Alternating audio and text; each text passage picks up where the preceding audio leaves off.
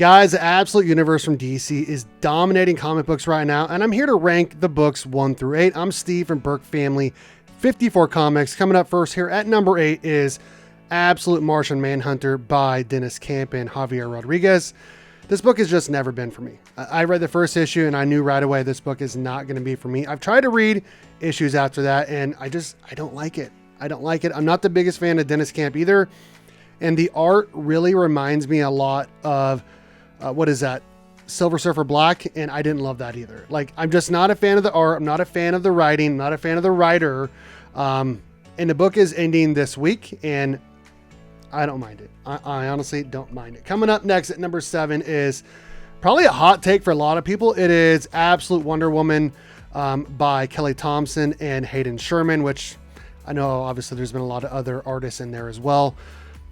I felt like the first storyline was pretty good, and I've liked the art because I felt like the art really, I don't know, I felt like the book was like really grounded and gritty and all of that, and I liked it. But as the book went on more and more, I started liking it less and less. I'm not a big fan of all the magic in the book, and I know that's a big part of Wonder Woman. I get that, but after issue 15 with the crossover of Absolute Batman, I dropped the book. I didn't really like it. Sometimes I have a hard time finishing those books as well. Even though the story is very streamlined, I'm just not a big fan of Absolute Wonder Woman. I know everyone else is. It's winning a lot of awards, but that book is just not for me. Coming in at number 6 is Absolute Green Lantern by Al Ewing and John Noe Lindsay. This book started off so good. I love the first couple issues. I like the mystery around it, around the Green Lanterns and what was going on. I like how there's a bunch of different Green Lanterns in the book. But I know it's around Joe Mullane or Joe Mullen and all of that. I read the first 14 issues before I decided to drop the book. It just got too weird for me. I don't like all the changes they made to the color spectrum and the lanterns and all of that. It just felt like they changed too much. And I understand that like this is the Absolute Universe. You got to change a lot. It really got weak for me. I did like the art with like the solid color backgrounds that you guys would see in like the first X amount of issues. I did like that. And I like the art overall. I don't know, man. The book kind of lost me the last couple issues. And I felt like the best issues for Absolute Green Lantern were when there was no lanterns involved in it at all. When it felt like it was just like a regular book. And that's a problem when it's a superhero book. So coming in at number 5, the top 5. I love all of these books. I really like all of them. Number 5, Absolute Green Arrow by Ponsac Pachetchot and Raphael Albuquerque. I like it. I like it. And I'm sad it's only a 6-issue book, and I've heard that we don't find out who Absolute Green Arrow is until the finale, and I'm fine with that because it feels like every single issue we're crossing off another person off the list and who it could be. I thought it was going to be Oliver Queen, but based off of the second issue, I don't think that's the case. And maybe it still could be. Who knows? But I'm starting to think it's someone else. I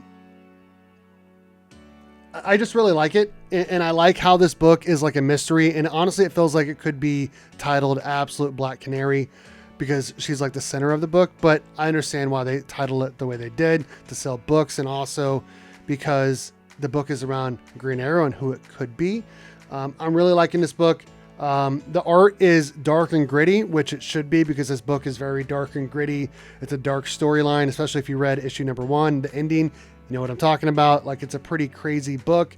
Feels like kind of honestly like a TV show type of book, and I like it, and I really like it. And we're a couple issues in, and I'm excited for the next issue. Coming in at number 4, Absolute Catwoman by Scott Snyder, Che Grayson, and Bengal. We only got one issue, but my goodness, what a first issue, right? Like, you can definitely tell Scott Snyder is involved in this book with the, what's happening now versus back then. And the stories like intertwining, kind of like the Arrow TV show. The art is really good. And outside of The Flash, this book feels like the most canon like book of the Absolute line. And I'm liking it a lot.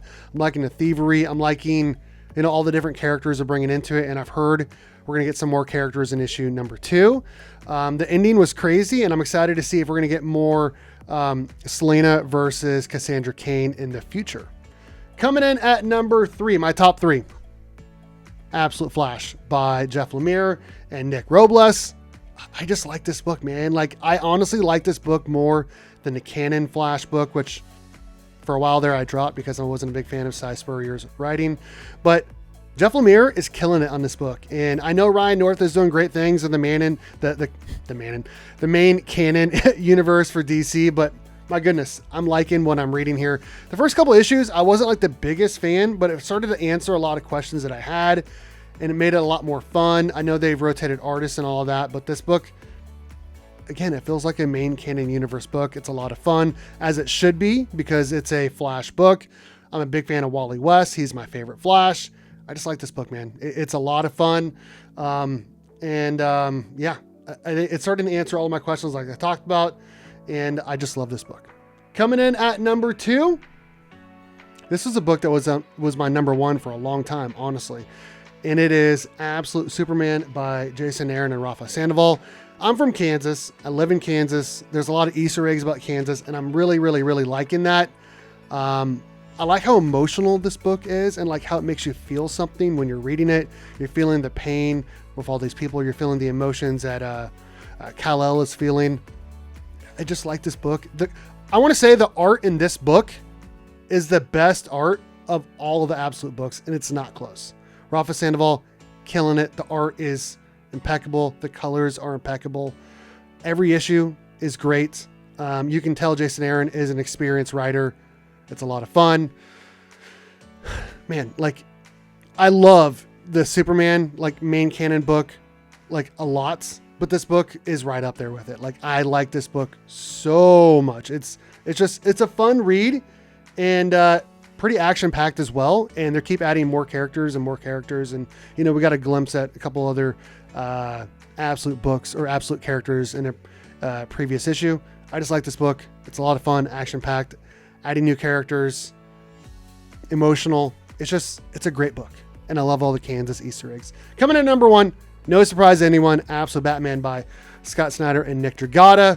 I don't care who you are or what you like or what you don't like. You have to respect how popular this book is. Consistently selling 300,000 to 500,000 copies. Issue 1 had 250,000 copies, 11 printings. Almost every book has multiple printings. Like, this book is incredible. Scott Snyder is probably the GOAT of our generation. And it's already spawned a TV show, which was announced last week. And we're not even 2 years in. Like, that's crazy. That is crazy. I'm excited to see Scott Snyder and Nick Dragotta as they add new characters, because obviously they're changing a lot of characters for the Absolute line from the main canon universe. But I've heard that they're going to be adding new characters. I'm excited for that because Court of Owls with the New 52 of Scott Snyder was incredible. I like Mr. Bloom as well, and I'm excited to see what they're doing. I cannot read this book without thinking of Nick Dragotta's art, which I wouldn't have said that after the first issue or two. His art has really grown on me, and whenever like I'm reading the book and his art is not in it, I'm not as satisfied as I am when his art is in it. I like his art quite a bit. You can't read this book without his art. I'm excited about the future of the Absolute universe, and it all revolves around Absolute Batman. So that is my list, ranking them 1 through 8 of all the Absolute titles, all the Absolute books. I'm Steve from Burke Family 54 Comics. Let me know in the comment section what you guys think about today's video. What do you guys think about my list? All of that and more. All right, guys, thanks for watching.